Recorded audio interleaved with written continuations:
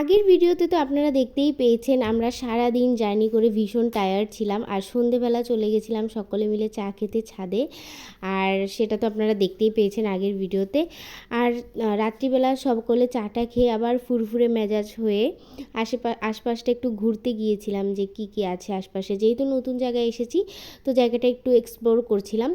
তো চাটা কিন্তু দারুণ হয়েছে ভাই, একটা কথা কিন্তু বলতেই হবে। আমরা যতদিন ছিলাম চাটা কিন্তু দারুণ পেয়েছি। আর চাটা যদি ভালো না হয় পুরো দিনটাই আপনার পুরো খারাপ যাবে, কারণ এক কাপ চা আমাদের পুরো দিনের রিফ্রেশমেন্টের একটি কারণ। তো চাটা হচ্ছে মাসিমণি তৈরি করেছিল।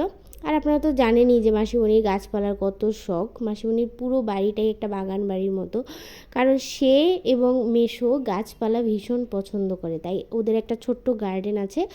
আর সেই জায়গাটা ওরা ফুলে ফুলে আর গাছে গাছে ভরিয়ে তুলেছে। আর গাছের শৌখিন তো আমিও, যারা আমার রেগুলার ব্লগ দেখেন তারা জানেন যে আমি গাছ কতটা ভালোবাসি।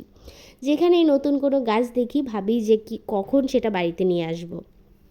আর এই যে সন্ধেবেলা আমরা গিয়েছিলাম রাঙামাটি টেক্সটাইল মার্কেটে ঘুরতে।